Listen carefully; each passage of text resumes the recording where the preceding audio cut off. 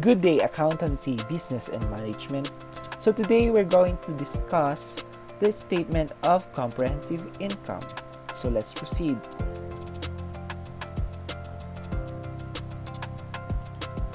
Hello dear learner, this module is divided into 6 sections: lesson overview, activate, read and learn, learner's task, learner's assessment, and self-check. In the lesson overview section, you will be able to see the overall task that is expected of you, like the content standards, performance standards, and the different learning competencies. In the activate section, you will be given preliminary activities to test if you have something in mind about the topics to be discussed in the read and learn section. Meanwhile, in the read and learn section, you will not just read the different lessons, but also analyze and internalize all the different learnings given to you. In the learner's task section, you will be given activities that will help you improve and master the topic. Don't forget to answer the different learning tasks because this will serve as your output for every lesson that we have. In the learner's assessment, you will be given examinations to test if you really mastered the topic. This is a flexible learning tool, so kindly administer your own learning with the help of this material and other learning materials. There are other resource materials that you could use in the internet. Browse some of them in order for you to master the topic. Don't worry, I will guide you throughout the learning session. If you have questions, feel free to write them and send it to me through Facebook Messenger or at my Gmail account, aguilarjanjm15@gmail.com. Just enjoy this learning experience as you embrace the new normal. Always remember, life is beautiful. In the What's In, you will see the content standards, the performance standards, and the learning competencies. So today, we will going to identify the elements of statement of comprehensive income and describe each of these items for a service and merchandising business.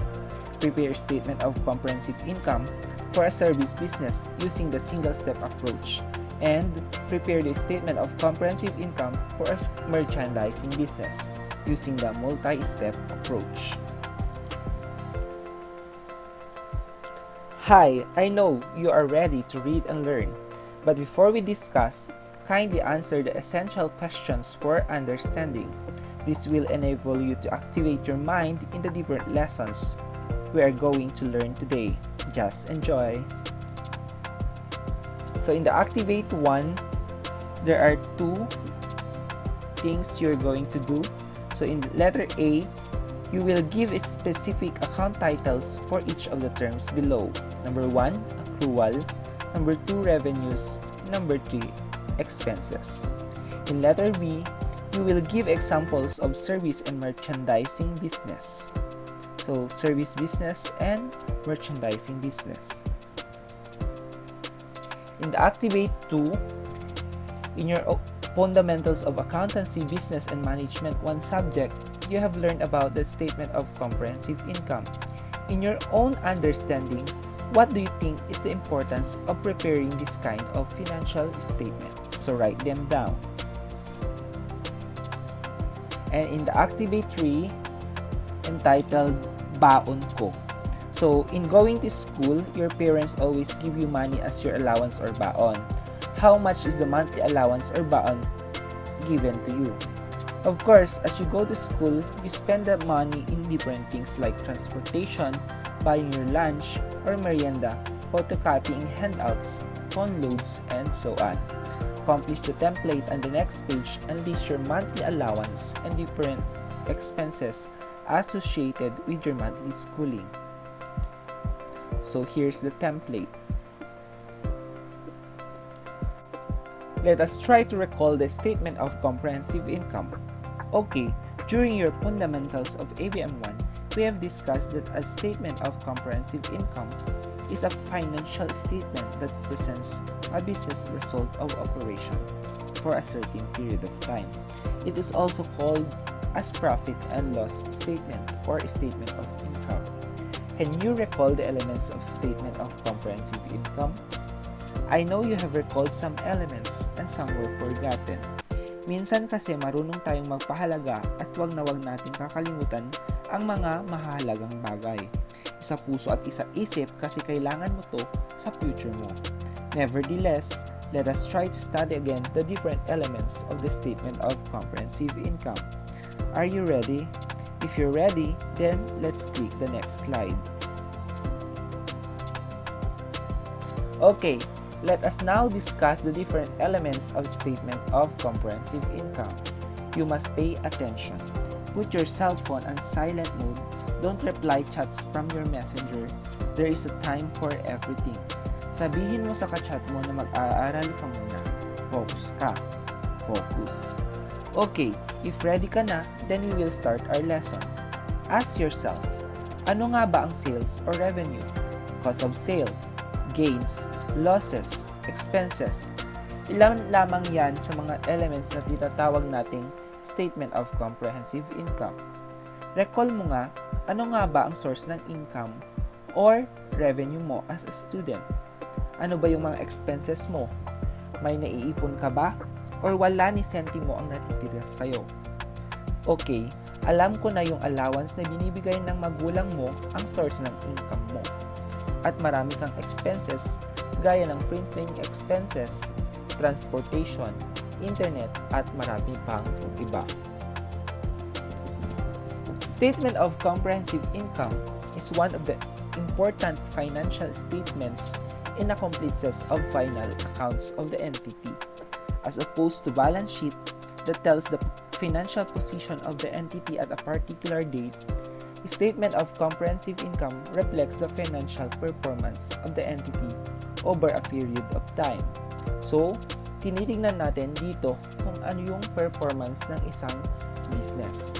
So, the financial performance of the entity is judged by comparing the two of the 5 elements of financial information, namely the income / revenue / gain and expense / cost / loss. So, pinagko-compare natin tong dalawang ito. So, the entity is supposed to be doing good if it is able to generate income that exceeds the cost of that is incurred to generate such income. So, if the income exceeds the expenses, entity is said to be making profits. But if expenses are more than the income, then the entity is in losses. So, pag mas angat yung income kesa sa expense, meron tayong tinatawag na profit or ganansya. Pero pag mas mataas naman yung expenses natin compared sa income natin, then meron tayong tinatawag na losses or nalulugi tayo. So, ito. So, meaning, kapag mas mataas ang revenue or income kaysa sa expense or losses, masasabi natin na ang business ay may net profit. Samantala, kapag ang business naman ay mas mataas ang expense at losses kaysa income or revenue, masasabi natin na ang business ay may net loss. So, let us differentiate income and expense. What comes in your mind when we say income? How about expense? Okay, let us try to define the two terms. Let's click the next slide. Income versus expense. Income refers to a transaction that increases an asset and or decreases a liability, leading to increase in equity resulting from the operation of an entity and not from the contribution of the owners. So meaning, meron tayong tinatawag na income pag nanggaling ito sa operation ng isang entity. So nagpapataas to ng asset kasi nga nagko-collect tayo ng cash, di ba? So ano yung pambayad nila sa atin? It's cash. But whenever they do not pay us, meron tayong tinatawag na accounts receivable. So, asset pa rin yun. Then, expense refers to a transaction that decrease an asset and or increase a liability, leading to a decrease in equity resulting from the operation of the business and not because of distribution to owners. Same is true to. So, ito yung nagagamit natin in the business. Ano ba yung mga expenses natin in the business? So, it decreases our asset kasi ang pinambabayad natin ng asset natin ay cash. So, binabayaran natin ng cash yung mga expenses natin gaya na lamang ng electricity, renta, ganon. Or, it may increase a liability pag hindi natin nababayaran. For example, hindi tayo nagbayad ng kuryente. Then, meron tayong tinatawag na utilities payable. So, yun, nag-increase siya ng liability. So, you know now the difference of income and expense accounts. Now, let us discuss the two kinds of income and the two kinds of expense. So, there are two kinds of income, the revenues and the gains. So, let's differentiate the two. So, pag revenue, these are income generated from the primary operations of the business. While gains, these are income derived from other activities of an entity. So, tinatawag nating revenue kung ito ay nanggaling sa primary operation ng business. For example, yung business natin is printing business. So, yung primary operation niya is printing. And then, itong gain naman, it is derived from other activities. So, meaning, kapag nagbenta ka ng equipment ng business, then that's not part of the primary operation of the business. Kasi nga, yung primary operation niya is printing lang. So, that is gain. So, it is derived from other activities other than the primary operation of the business. So, yun yung difference ng revenues and gains. Punta naman tayo sa two kinds of expenses. So, the expenses and the losses. So, whenever we say expenses, these are related to the primary operation of an entity, while losses, these are from other activities of that entity. For example, yung printing business. Ano yung nagamit mo in the operation of your business? So, gumamit ka ng supplies, gumamit ka ng, or nagrenta ka ng building. So, part yan ng operation ng business. So, rent expense and supplies expense. So, yun yung mga example. For example, meron kang, nag-deliver ka sa mga schools ng mga pinenta mo. So, gumamit ka ng gas. So, that is part of the primary operation of the business, which is gasoline expense. While losses naman is yung from other activities. For example, nagbenta ka ng equipment mo, mas mababa yung pinagbentahan mo kaysa sa acquisition cost mo. So, there is a loss in the sale of equipment. So, yun yung difference ng expenses at losses. So, pag expenses, it is from the primary operation of the business, while losses is from other activities of the entity or the business. There are also two kinds of revenue, depending upon the nature of the business. In service operations, we use service income as account title for services rendered to customers. These are recorded based on the percentage of completion of contractual services. So, tinatawag nating service income or service revenue kapag service business. So, depende yan as I have discussed in the video. Diba? So, meron kinds of services. For example, printing income, then rental income. So, depende yan kung anong klaseng serbisyo ang binibigay ng isang business. On the other hand, sales revenue are used by trading or merchandising businesses, wherein we recognize such whenever goods are delivered. So, nire-recognize natin yan kapag dineliver natin yung goods. So, pag sa accrual, nabayaran man or hindi, we recognize it as sales revenue. So, there are also contra sales account, meaning it decreases the value of the sales revenue by deducting this in order to come up with the so-called net sales. So, let us try to understand more about this contra sales accounts on the next slide. So, these are the contra sales account. We all know that the normal balance of a sales revenue is credit. The contra sales account has a normal balance of debit. Thus, it decreases the amount of sales revenue in order to arrive in what we call the net sales. So there are two Contra sales accounts: the sales returns and allowances and the sales discounts. So yung sales and returns and allowances, this is a Contra sales account used to report the selling price of goods returned by the customers to the entity. So dalawa kasi yan. So for example, meron kang binentang mga goods sa mga customers mo, and then merong defect yung goods na or yung merchandise na binenta mo. So meron kang dalawang choice.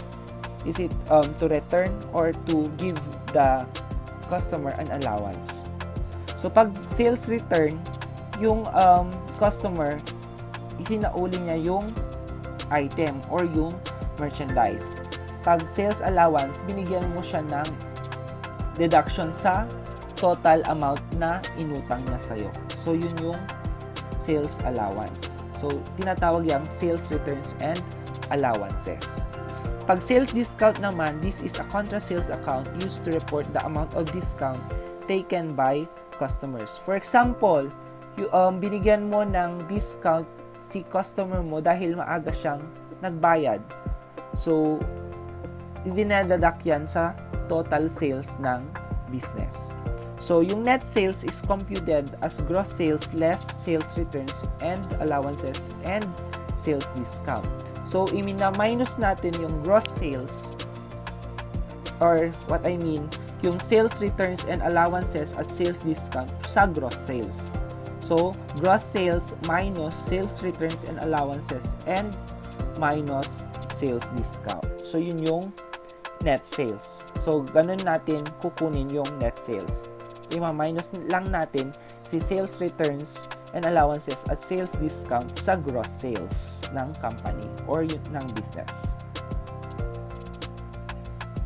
Okay. Punta naman tayo sa cost of sales or cost of goods sold. So the cost of sales or cost of goods sold refers to the cost of inventory sold. Ilan kaya yung nabentang inventory ng business or yung merchandise ng business. So how do we determine the COS or COGS or the cost of sales or cost of goods sold? Actually, there are two kinds of inventory system in accounting. These are perpetual inventory and periodic inventory. So let us differentiate the two inventory accounting. So sa perpetual inventory, the inventory account is perpetually updated for goods purchased and sold. Ano yung tinatawag nating perpetual? So, ang ibig sabihin nito ay tuloy-tuloy. Meaning, ina-update mo lagi ang inventory account kapag ikaw ay bumili ng goods na paninda mo at kapag ikaw ay nagtinda ng mga goods sa mga customer mo. So, tuloy-tuloy yan. Ina-update mo lagi. So, yan yung perpetual inventory system. So, sa perpetual inventory, ina-update lagi. Sa periodic inventory naman, does not update the inventory account for purchase and sales. So, hindi natin ina-update yan. So, at the end of the accounting period, dyan lang natin ina-update yung inventory for purchases and sales. So, meron tayong mga different terms dito. So, purchases, purchase returns and allowances, purchase discount, freight in. So, yun yung mga terms, net purchases. So, ito yung kabilang sa cost of goods sold. So, paano natin kino-compute yung cost of goods sold? Kailanganin natin tong mga terms na to. So, sa purchases, it is used to report acquisitions of merchandise for sale. So, meaning, pag purchases, bumili ka ng merchandise or goods. So, in the periodic inventory, yan yung ginagamit natin, purchases. And then, purchase returns and allowances naman ay contra purchase account that reports the cost of goods returned to suppliers. Meaning, meron kang biniling goods pero may defect siya. So, pwede mong isauli or pwede kang humingi ng allowances or dededakan ka ng supplier mo sa total amount ng inutang mo.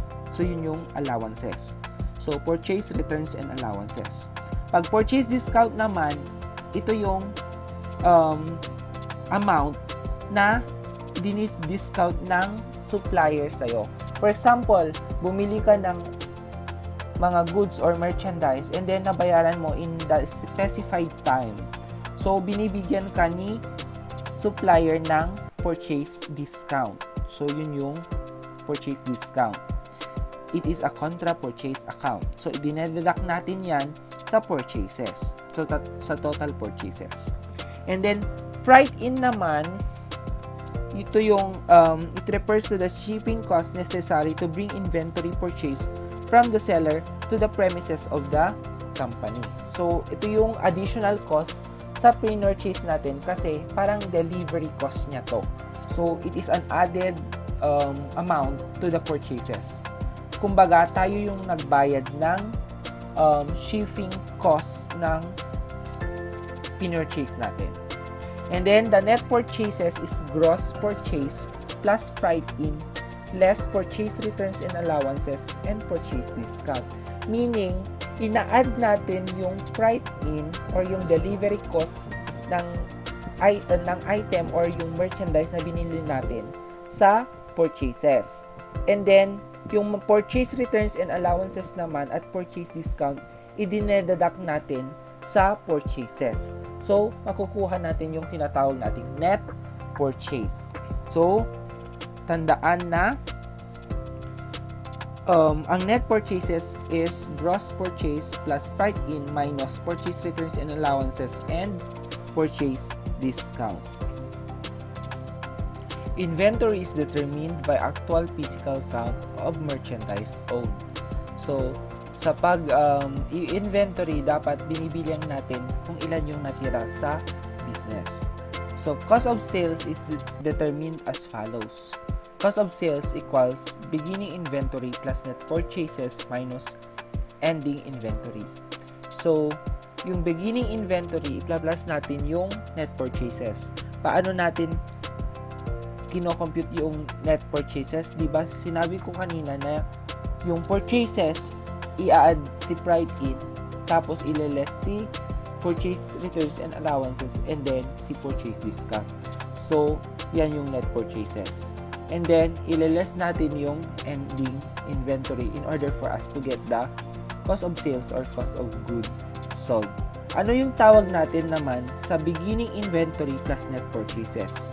Ang tawag natin dyan ay cost of goods available for sale.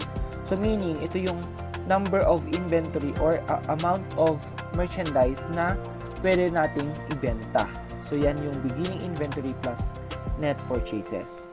Pag inililess natin yung ending inventory, yan na yung tinatawag nating cost of sales or cost of goods sold.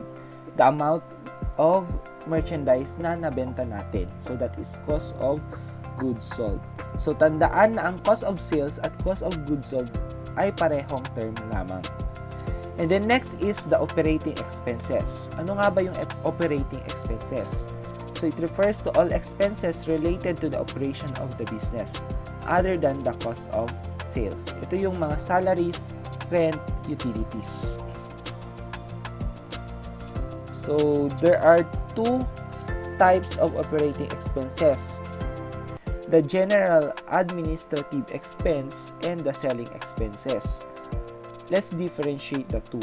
So, pag general administrative expense, this is a type of expense that is associated with the daily operations and management of the business. Meaning, sa management ng business in the office. So, ano nga ba yung mga expenses na related sa business operation?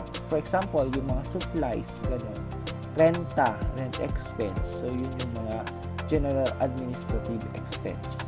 Pag selling expenses naman, it is a type of expense that is associated with marketing, selling, and distributing the different merchandise of the company. Ano yung example natin dito? Gasoline expense, ganun.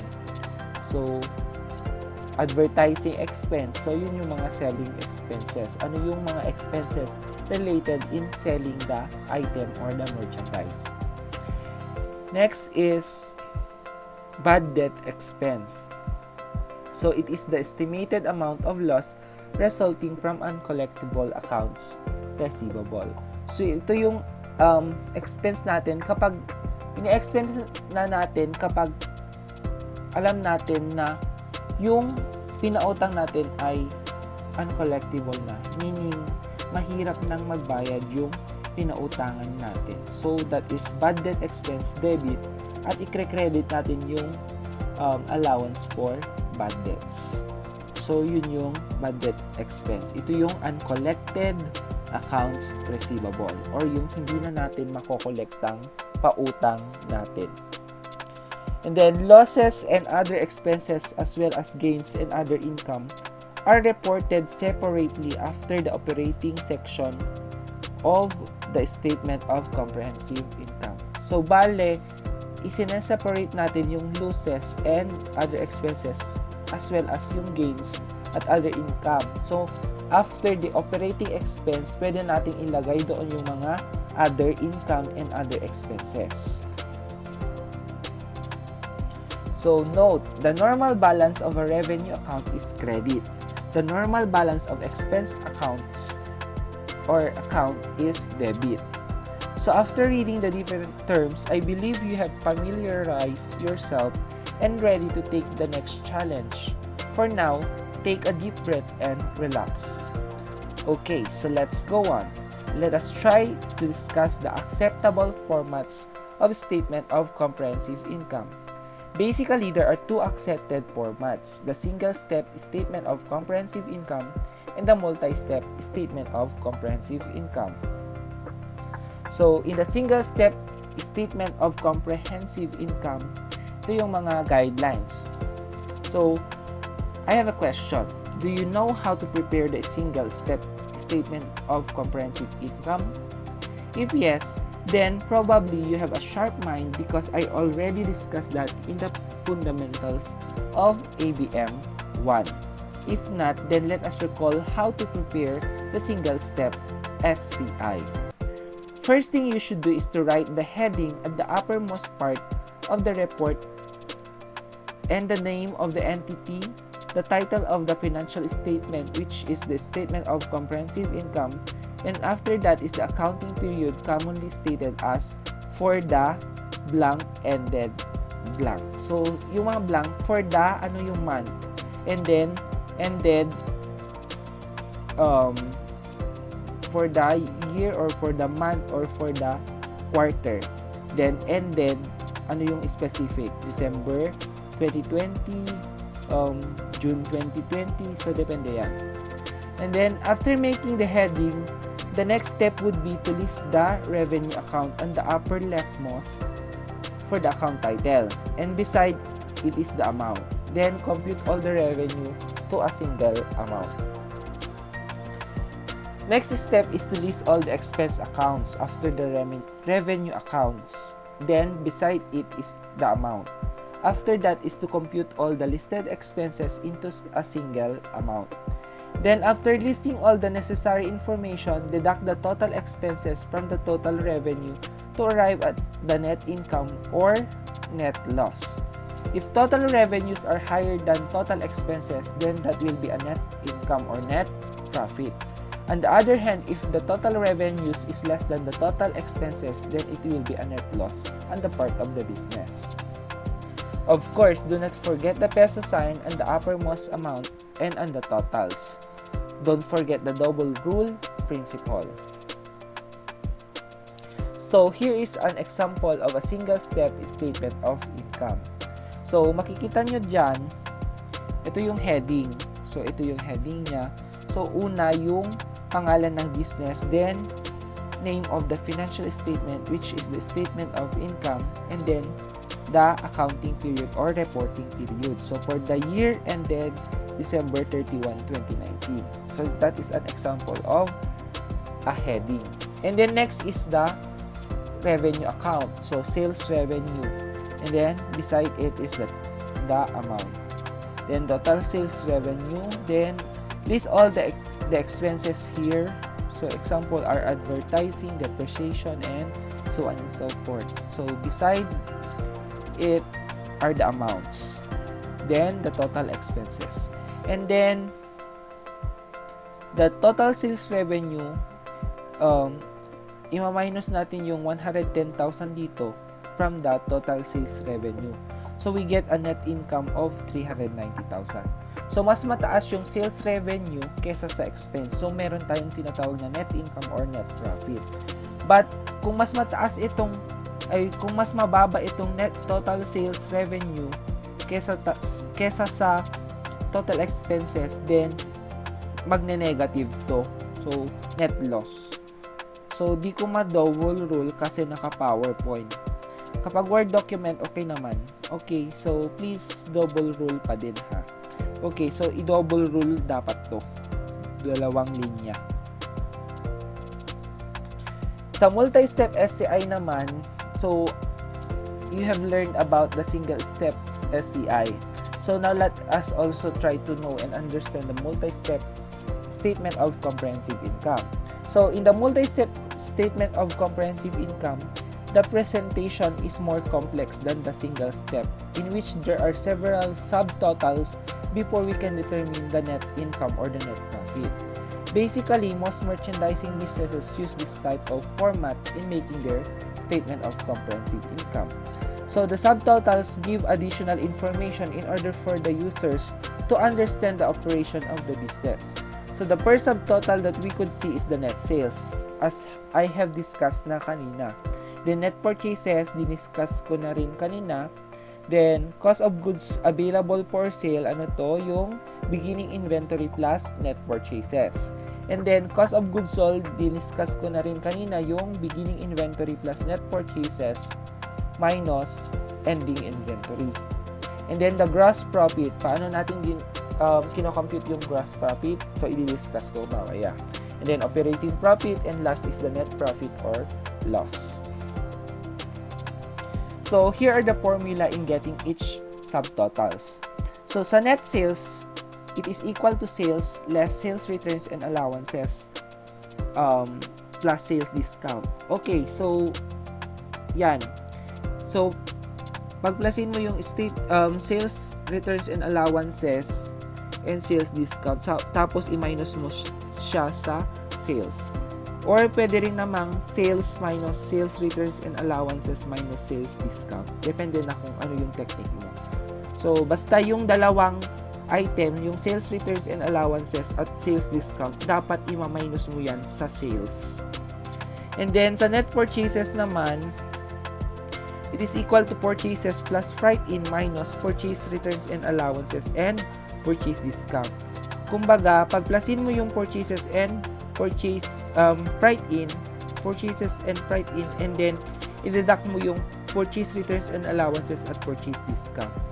So, pag shortcut, okay, so pagplasin yung dalawang yan, purchases and freight in minus the sum of the purchase returns and allowances and purchase discount. Pero pag nalilito kayo, pwede rin namang purchases plus freight in minus purchase returns and allowances minus purchase discount. And then, cost of goods available for sale or the COGAS is equal to beginning inventory plus net purchases. So, pagplasin lang yung beginning inventory at net purchases. Next is cost of goods sold equal to COGS or COGAS, that should be COGAS. So, cost of goods available for sale sana yan. So, COGAS minus ending inventory para makuha natin yung cost of goods sold or cost of sales. And then, sa gross profit naman, yung net sales natin, ililess natin yung cost of goods available or cost of goods sold. So, yung gross profit natin, net sales minus cost of goods sold. So, nakuha na natin yan kanina. And then, operating profit naman is equal to gross profit, so minus operating expenses. So, ulitin natin. Sa gross profit, yung net sales, iless mo yung cost of goods sold. Sa operating profit, yung gross profit, iless mo yung operating expenses. And then next is the net profit.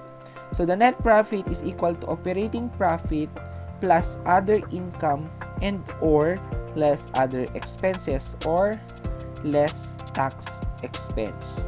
So nakukuha natin yung net profit by deducting or by adding other income from the operating profit, and then ililess natin yung mga other expenses. So that would become income before tax. So pag may tax yung business, syempre may tax naman yung business. So ililess pa din natin yung tax expense. So net profit is equal to operating profit or operating income plus other income minus other expense that form part the income before tax. And then pag may tax expense pa, ililess pa din natin yan in order to get the net profit. So that is the formula. Okay, let's see the example. So this is the heading of the business or the statement of income. So meron tayong tinatawag na name of the business, the name of financial statement, and then the reporting period. Ito yung sinasabi ko kanina. So yung sales, less sales returns and allowances, less sales discount. So pagplasin yan, yung sales returns and sales discount, i-apply natin yung mga formulas. So ililess, di ba yan? So dalawang Contra sales account. So pagplasin yung 10,000 plus 2,000. So ang total na ililess natin is 12,000 from the 300,000. So the net sales would be 288,000. Gets nyo? So yung sales minus sales returns and allowances minus sales discount equals net sales of 288,000. Saan nang galing yung negative 12,000 dyan? Yung 10,000 plus 2,000. So, negative 12,000. So, i-deduct natin yan from 300,000 to get a net sale of 288,000. Sa cost of goods sold naman, ito yung formula natin. So, i-apply lang natin yung mga napag-aralan natin kanina. So, beginning inventory, 12,000. Yan o. And then, nag-purchase tayo ng worth 80,000 plus merong delivery charge or freight in na 2,000. So, the total purchases would be 82,000 pesos. Pero, merong purchase returns and allowances at purchase discount na 7,000. So, 6 plus 1, that is 7,000. So, i-minus natin yung 7,000 from the 82,000 na total purchases in order for us to get the net purchases na 75,000. So, itong 75,000 na to, na net purchases, i-add natin sa beginning inventory na 12,000 in order for us to get the cost of goods available for sale na 87,000. So, yan yung cost of goods available for sale or the amount na pwede nating ibenta sa publiko or sa mga customer natin. So, 87,000. And then, after the reporting period, meron tayong physical count of inventory which is meron pang natirang 10,000. So, less ending inventory in order for us to get cost of goods sold or of 77,000. So, meaning yung 77,000 na yan yung amount na naibenta natin na mga merchandise. So, i-minus natin yung cost of goods sold sa net sales in order for us to get that gross profit of 211,000. So, i-minus natin tong 77,000 na to sa 288,000 na net sales for us to get the gross profit of 211,000. Next is operating expenses. So, ileless natin yung operating expenses from the gross profit of 211,000. So, nandito yung general administrative expenses at ito naman yung mga selling expenses. So, ililist down lang natin dito, then their amounts. And then, i-add natin in order for us to get the total general administrative expense of 96,000. and i-add din natin yung mga total selling expenses. So we get 47,000. So i-add natin tong dalawa, 96,000 and 47,000, then we will get a total operating expenses of 143,000 pesos. So ima-minus natin, naging negative yan kasi ima-minus natin yan from the gross profit. So we will get 68,000 operating profit. Kapag may mga other income pa at mga other expenses, pwede nating i-add dito. So add interest income 10,000 less interest expense 2,000. Pero pag walang namang mga other income or other expenses, then disregard this. So diretso na. So profit before tax, that would be 68,000 plus 10,000 minus 2,000, that would be 76,000 pesos. And then meron pa tayong tax expense. Nag-tax yung business. Ang binayaran niyang tax is 6,080. So ima-minus rin natin yan. Hindi ko lang nalagyan ng open and close parenthesis. So ileless natin tong tax expense in order for us to get the 69,920 na net profit. So meron tayong net profit na 69,920. So remember, ima-minus yan. So dapat merong open and close parenthesis. So nagets ba yung discussion? So yun yung example ng multi-step statement of income. Medyo mahaba-haba. So, dapat alam nyo yung magkakasunod-sunod para makuha nyo yung net profit. So, yun yung way natin in order for us to compute the net profit in a multi-step statement of income or the merchandising business.